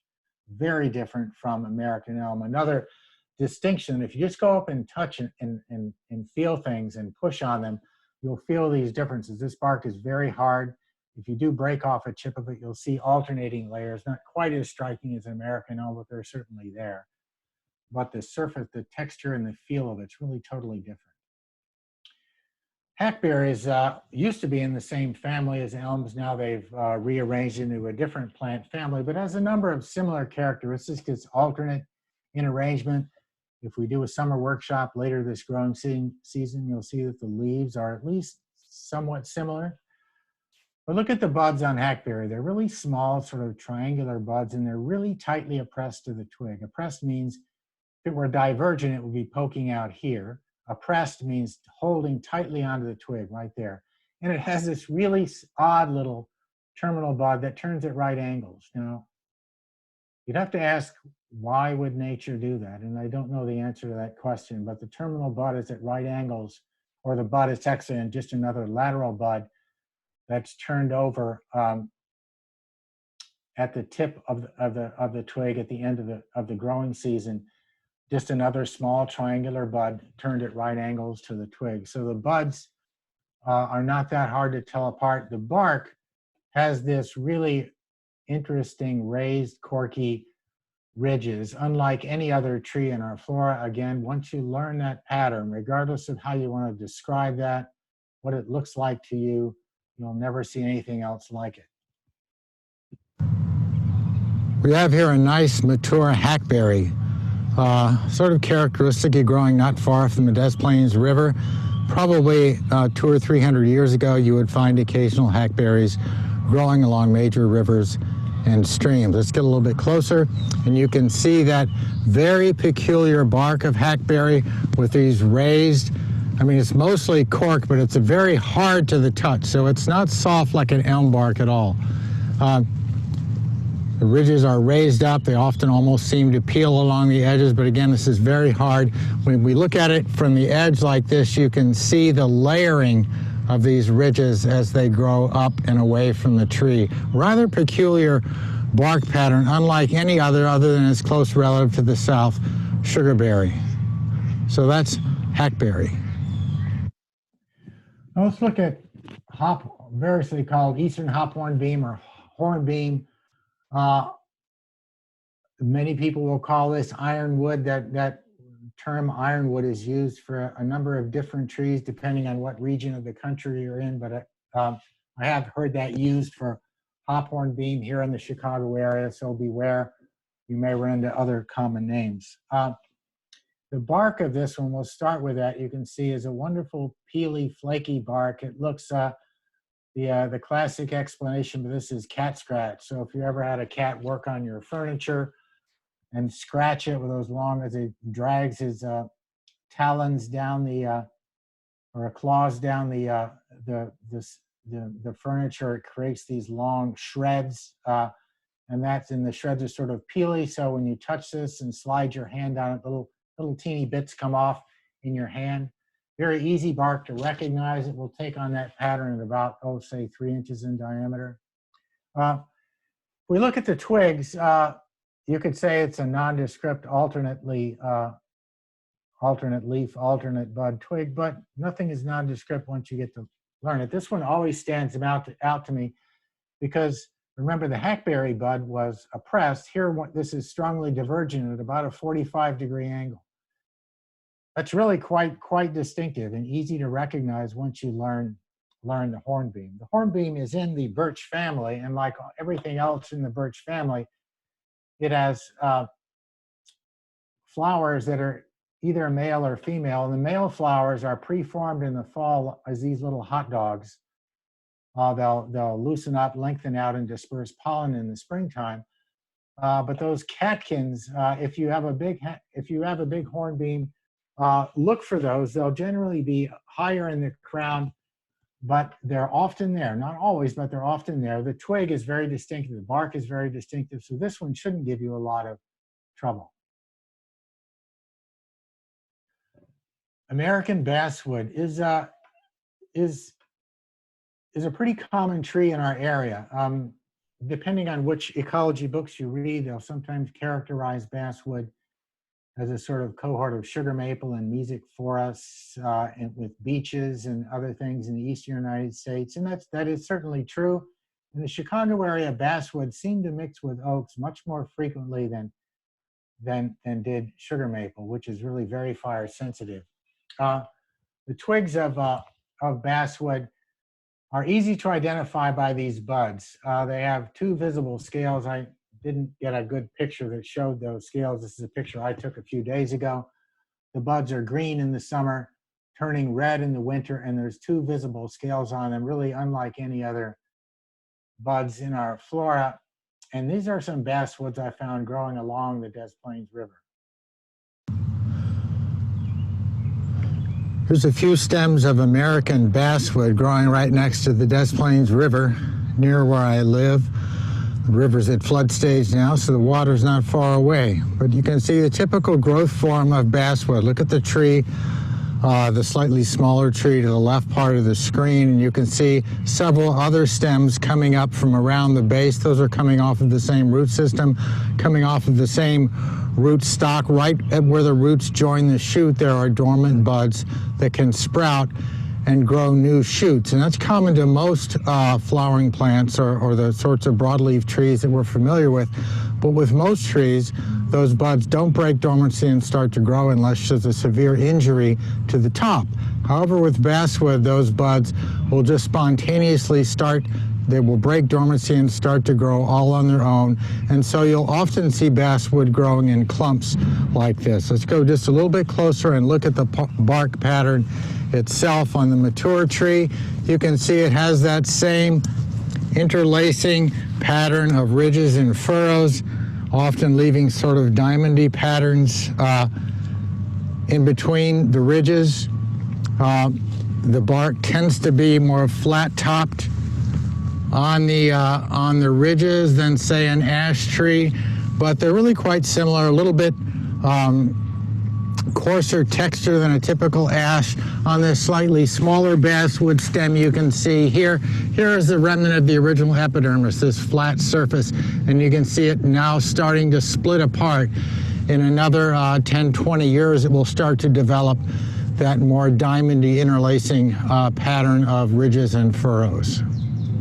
Yeah, the tendency of basswood to sprout at the base is probably one of the things that allowed it to maintain itself in a fire landscape here in the Chicago area, because the young tree, really you can't kill it with fire or with mowing it off repeatedly. In fact, the European basswoods, or what they call lime trees over there, were coppiced throughout the Middle Ages, cut off every few years, and they would sprout back and be cut off for fuel wood. So this is a tree that even if you, with young trees, you kill it back to the base, it'll just keep sprouting up and sprouting up and sprouting up.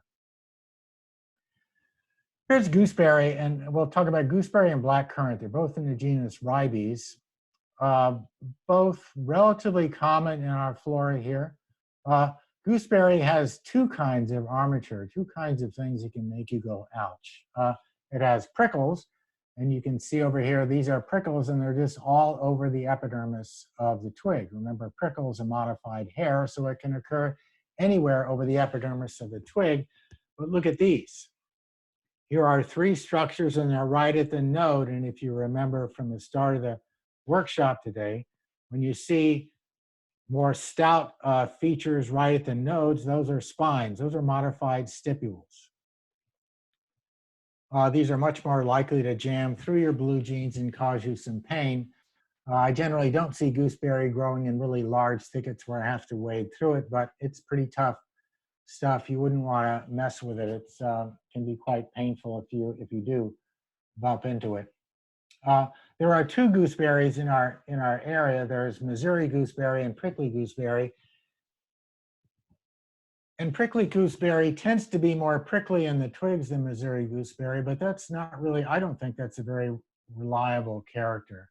I've never found it terribly reliable. The really reliable character is to wait until they come into fruit, because the prickly gooseberry actually has a prickly berry.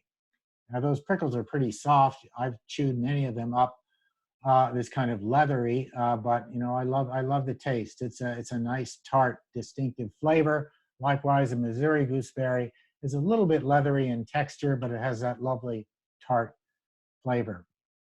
So that's the sure way to tell the 2 apart. If I see a gooseberry and it's really unprickly toward the outer part of it, then I think it's probably Missouri gooseberry. But again, I tend to be a bit leery of that as a really good character. Here is black currant, and actually the twigs look very much alike, though without the prickles and spines on it, they don't look alike. The twig here is light in color. The distinctive thing about the black currant twig is you see this very V-shaped leaf scar. Buds are pretty large, so they're obvious. The V-shaped leaf scar and the little line of cork going down the twig from the leaf scar there. And in fact, on all 3 angles here, you can see it here on the edge of this leaf scar, that little line of cork going down the twig. That makes the twig almost a little bit triangular in places. Not a hard one. Now I put this little leaf in the upper left-hand corner with both the gooseberries and currants because it's such a distinctive feature. And even in the springtime after a long winter, you're likely to see a few of those leaves on the ground under a gooseberry bush or a black currant bush. And that can at least give you a bit of clue what you're looking at.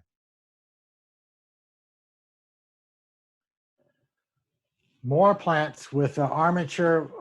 This is the prickly ash. Now this is a native shrub, native clonal shrub. So this one spreads underground. You'll typically see not 1 stem of this, but a dozen or 2 dozen or more stems coming up off a common root system.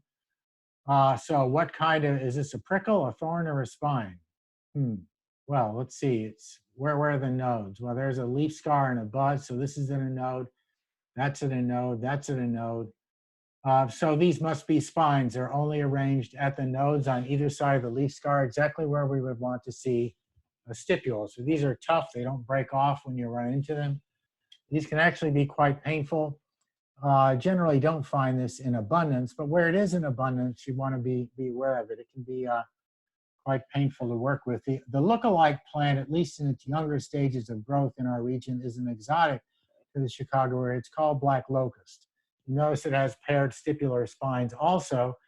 And at certain stages, those spines are about the same size. And so pretty easy to confuse the 2. But look at the bud. The bud here is tiny, in fact, almost impossible to see. Not this large orangish brown bud of the prickly ash. So if you just look for that, there's no mistaking these 2. Now this twig in the center, you think, well, what is that? Well, that's a black locust twig, but that's a twig from a large black locust tree. The black locust will only have these really nasty spines on it close to the ground. And as a large tree grows up, remember the prickly ash is just a shrub, the black locust can grow into a large tree. And in the upper parts of its crown, it doesn't have any spines at all. So when you see a large black locust tree growing in the suburbs, which I did just the other day, you don't see any spines at all because there aren't any sprouts near the base, and all of the twigs that are even the ones low enough to see don't have any spines on them. On the other hand, if you see a black locust coming up in a cattle pasture, it will be densely beset by these long, very sharp spines.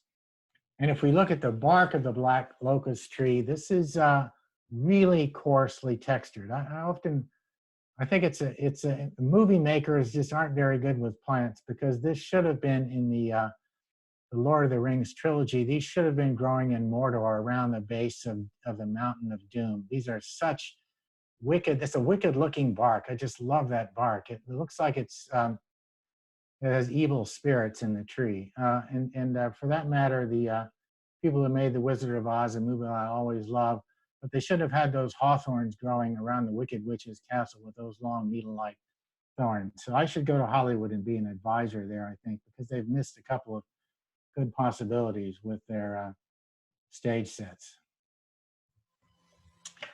On to the roses. Jump in for a second. Go ahead. Yeah, go ahead. Just wanted to mention it's about 11:50, so we had this scheduled till noon. I didn't know if you wanted to wrap up or highlight things or leave some time for questions. Okay, we'll be finished here in just a minute.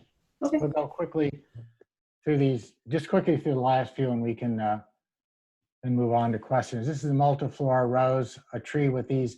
You're going to recognize this by these long prickles. It's one of the most troublesome prickly plants in our flora. I have probably shed gallons of blood to this over the last 20 years. If you compare that to our native roses like the pasture rose, very thin, long thorns, really not anything like the multiflora rose. This generally has a lower growth form, so it's not that multiflora rose can grow up well over head high. Sunshine rose has smaller, almost bristle-like prickles.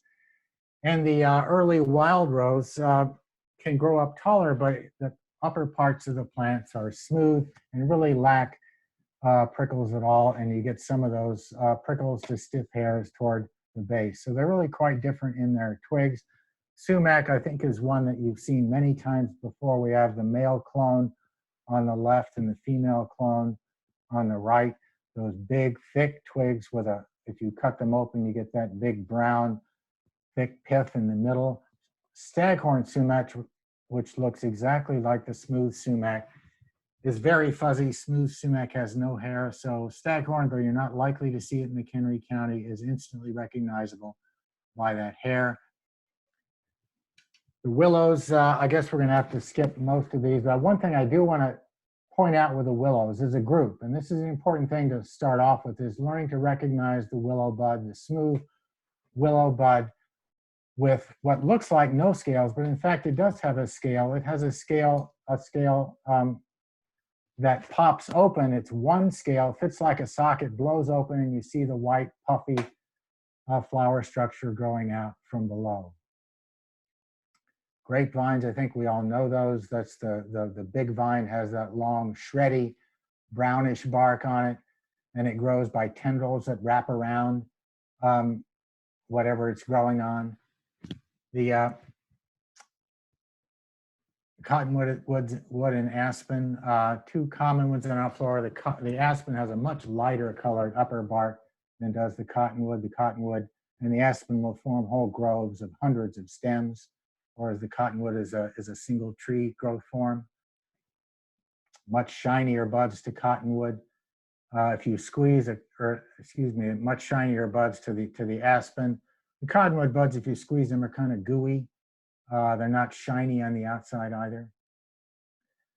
The hazel is a nice shrub with those lots of birch family, so it has those long dangly catkins in the springtime. Cute little female flowers you have to look closely to see at this time of year. Autumn olive, which has color covered by these golden and silvery scales, all parts of the plants, even the leaves in the summertime. It does have thorns, though at first glance you might not see the thorns. They're not really abundant on the plant.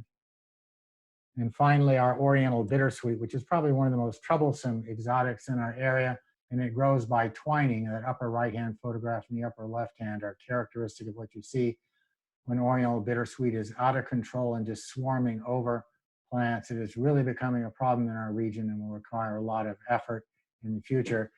And if you remember when I showed you that cutout of a red oak or a hills oak bark, here is the other plant with those porous, very large springwood vessels.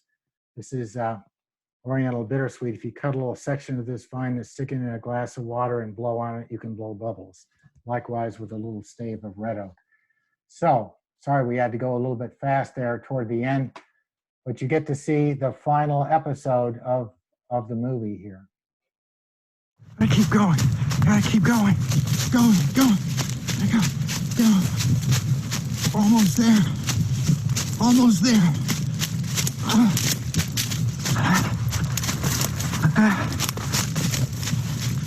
I think we made it.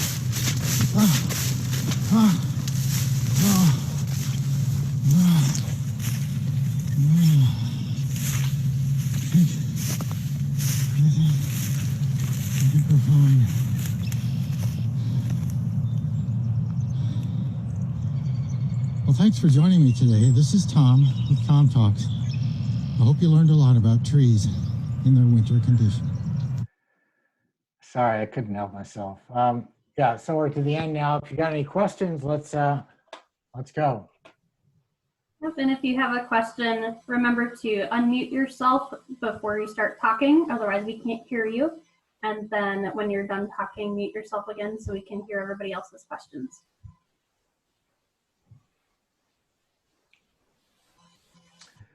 I know there are questions out there. You couldn't possibly have learned all of those plants in 2 hours. It's not, no human being could do that. Well, first of all, A+ on the crawl search for the white oaks. That was very, very slick, well done, and got your attention. But nicely done, Tom, and whoever your colleague was that was with you. Are you going to give them credit? Well, I was stuntman. I was stuntman, film manager, director, and producer of that film. I did. My Hitchcock was my inspiration. I wanted to give him a little bit of credit. I thought, and the chase scene at the end, little action movie stuff. So yeah, I thought it had everything: character development. Yeah, it was nicely done. And Just one quick question on the elms. You talked about two of them, slippery and I think the American elm, but is there a species or a type of elm that you recognize as being called the Chinese elm? That would be the Siberian elm. Siberian? Often called Chinese elm. Because that's a weed tree, and in my, every place I've seen that, they grow quick as heck, but they die fast, and their leaf structure and the seeds that they put out in spring are just terrible. It's an ugly tree. Yeah, well, I've often thought that myself. I tend to think all trees are beautiful, but some are more beautiful than others. And slippery elm is on the lower side of that scale. It has very fine, very, very fine twigs, masses of them. Yeah, just massive amounts of fruit in the springtime, little leaves, and a very, nothing like the beautiful vase-like form of an American elm. We really missed something when we lost the big American elms from along our streets. Just a gorgeous city tree. Yeah, the Chinese or Siberian elm is very much a weed tree, very much a troublesome exotic. I have a question, Tom. Okay. But first of all, thank you for doing this. It was very helpful, the whole video, and very fun to chase. On lenticels, did I understand correctly that they're only viable or useful to the tree on the younger parts of the tree, and as the tree matures, the ones that are lower down, I take it, close up or whatever? Well, as the outer bark gets more and more thick, the lenticels are just left as sort of, it's like everything, the bark is a sort of, it's where everything goes, it's all pushed out. All those structures are just pushed out into the outer bark as that thick cork bark is developed around the tree to protect it. So the lenticels of the young stem are just pushed out and end up as, in some cases, not visible at all, but in the case of cherries, you can still see those little features on the scales of those little burnt potato chips of the black cherry bark. They're not really exchanging gases with the atmosphere anymore, but they're nice ID feature. Thank you. We had a question from the chat. What is a good source for a hand lens? Well, if you look online, I mean, I carry this Hastings triplet. They're a little bit more expensive, even at home. When I get old, I can't read fine print on labels sometimes, so it has a lot of uses. But a 10 power lens is generally, and they're generally less than 20 bucks. I mean, I think they used to be, $5 or $10. They're probably a little bit more expensive now. Inexpensive ones are fine. I mean, I've never picked up a hand lens that didn't work. So if you look online and look at hand lenses and pick up one of the inexpensive ones, you don't have to be very picky. If you use one for a while and appreciate it and learn to use it, you may want to get a Hastings triplet. They are better. I've used several different lenses and they're clearer edge to edge, but you can use any hand lens, and I've used lots of different ones over the years. It's really just anything that will get you closer to the little features. Sometimes outdoor stores used to have racks of hand lenses. So I would say 10 power is a standard one. 5 is generally not enough to see some of the features. And when you get over 10, they get a little harder to use. Focal length is shorter, and you have to get really close to something with a 20 power lens. It's really hard to use. So 10 is a nice compromise. And that's the easiest one to find in the market also. Another question from the chat. If you had to pick one conservation area to go to see most of these, which would it be? I would say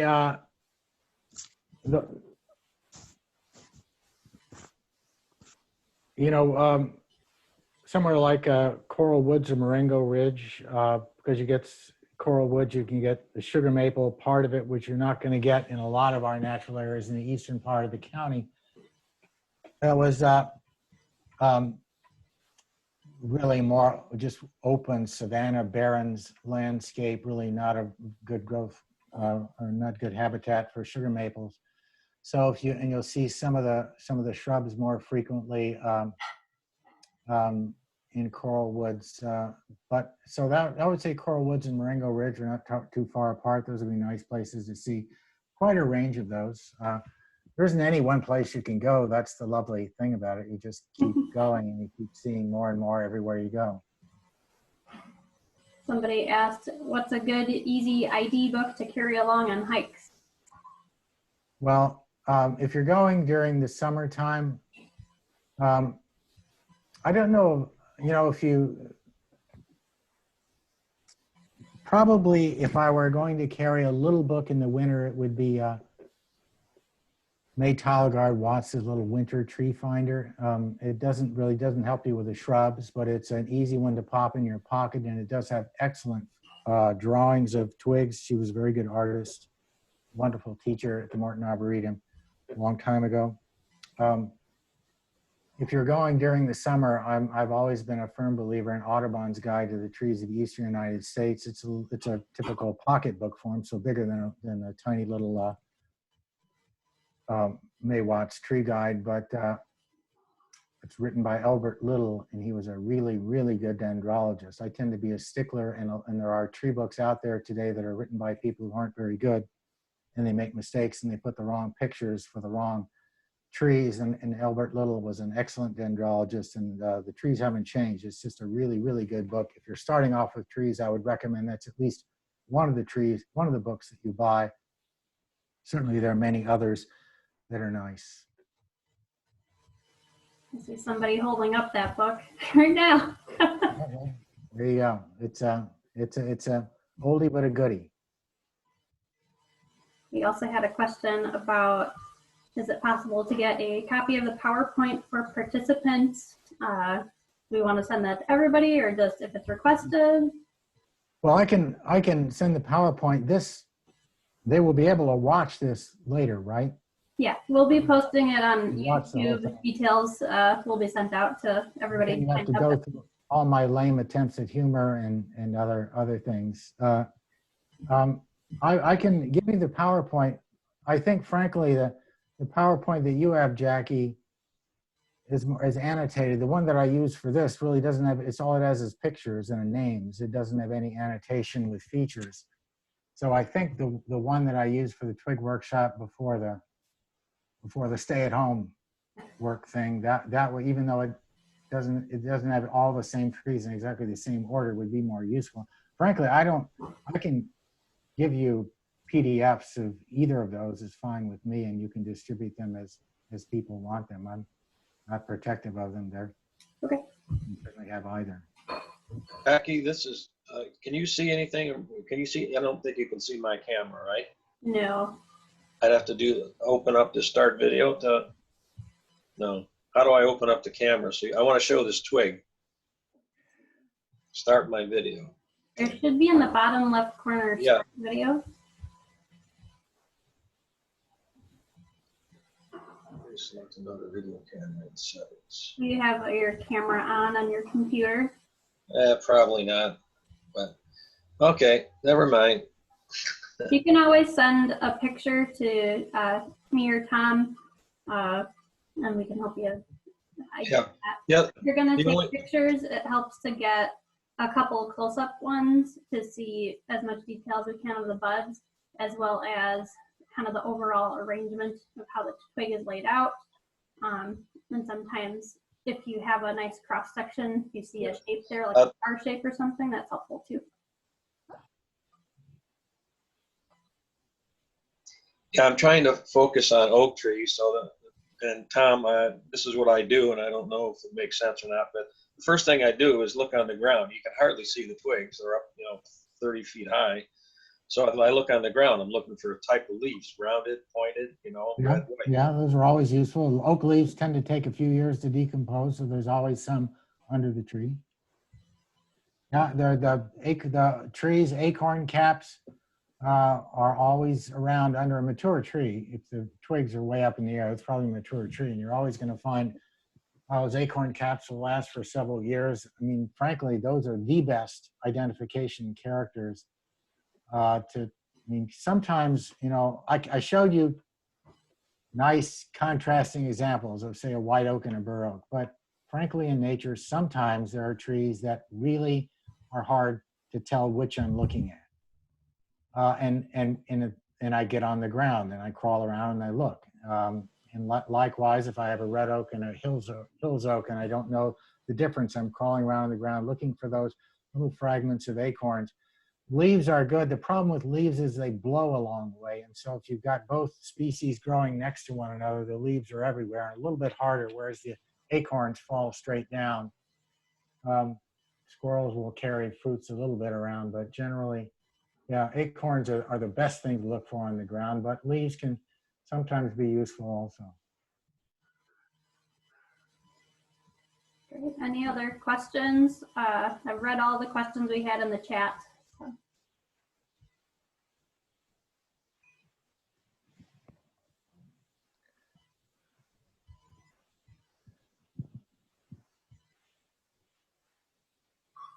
Well, I want to thank everyone for joining us today. This was our first try my first try at virtual teaching. You don't know how many times I was reaching at the screen to touch the twig or trying to pick it up and show it to someone. It's after 30 years of doing one thing, it's not hard to be separate from all of you so far, but I hope you got something out of it. And we're going to come back again next week with another workshop, right, Jackie? Yes, Thursday, same time. It'll be a different meeting link, so you'll sign up for that separately. So other than that, we will hope to see you there and stay safe. Great job. Thank you. Thank you so much. Thank you. Thank you. Our first try. I think we did pretty good. Thank you. Yes.